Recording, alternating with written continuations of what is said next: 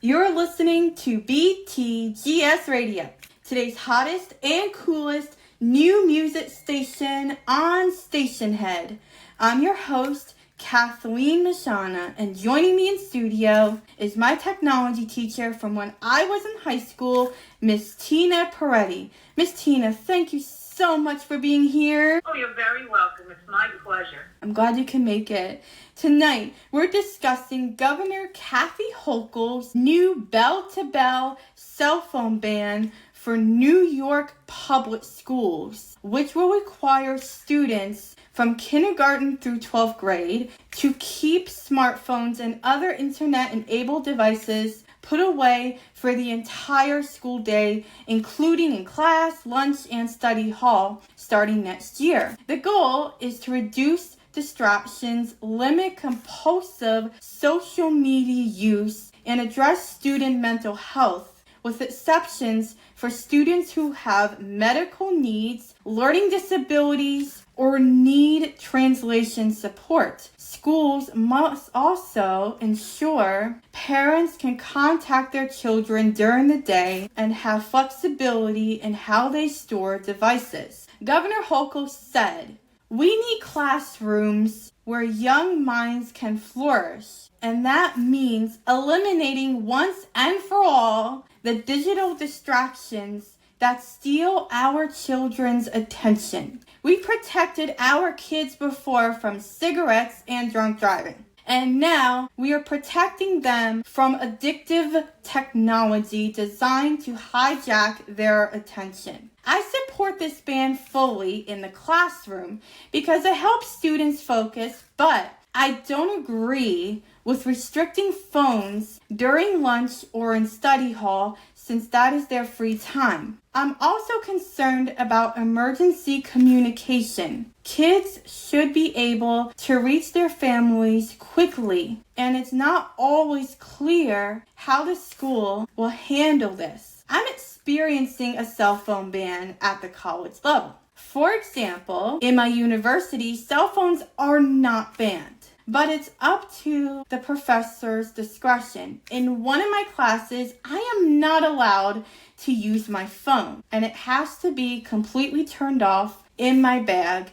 and my Apple Watch must be set to school time mode. I'm surviving pretty well with these rules. However, I'm allowed to use my tablet and Braille computer for my accommodation needs as a blind student, and I stay connected with my family throughout the day using WhatsApp on my tablet. To hear your thoughts on this topic, Ms. Tina, do you support Governor Hochul's cell phone ban for schools? I do support it to a degree. I do agree with the lunchtime being a time when students could use their cell phones, but study hall, not so much. I really feel that study hall is exactly what it's called, study hall. So that is a period when students should be able to make up work that they have not yet completed or study for upcoming tests and prepare for classes. So I think the cell phone ban should continue to be enforced during study hall. I have to agree with you. That's pretty interesting. Do you agree with how the latest quote about protecting kids from addictive technology? I do believe that cell phones and other forms of technology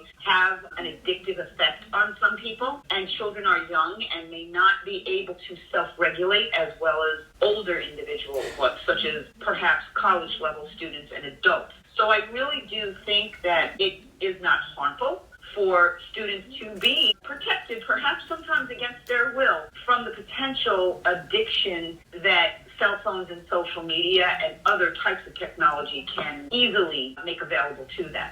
Can you elaborate on more on that topic a little bit? I believe that social media and even shopping apps and many of the apps that are online and available for students have built-in features, algorithms, for example, that may be predictive and will automatically provide you with interesting things to continue looking at. And before you know it, time has passed and you've lost track of it. And that can happen to anybody, but I believe that children are particularly susceptible to it.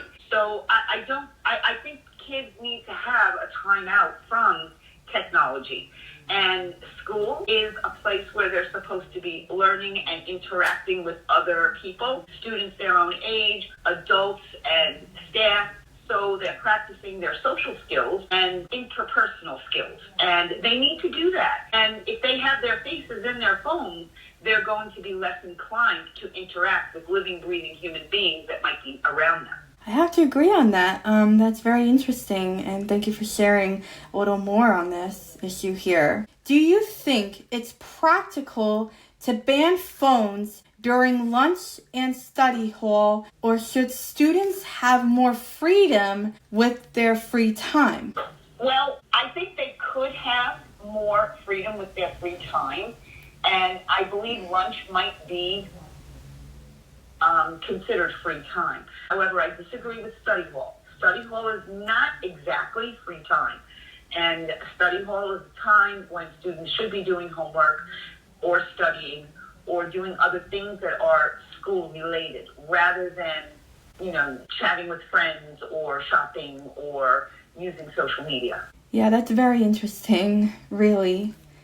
How should schools handle emergency communication between students and their families? Well, unfortunately, in this day and age, there are incidents where situations occur where it is absolutely beneficial for everyone to have a cell phone to make a phone call during emergencies. It needs to be remembered that schools have offices where parents can call if they need to contact their children or if something occurs in school and a child needs to contact the parent. So there isn't really a need for a cell phone during normal emergency situations. However, if there is something of a more severe nature or a dangerous nature, such as a shooting or a lockdown or something like that, something catastrophic, then I tend to think that it might be beneficial for students to have cell phones on their person at all times, so that in an extreme emergency like this, they may be able to contact their parents or contact 911 or be able to reach out. Additionally, a cell phone provides parents with the ability to track a child's physical location on the planet. And that's very beneficial also, not only in emergencies, but if, for example, you have a student or a child who chooses to cut class and goes out for lunch and maybe goes and hangs out somewhere, not in the school building.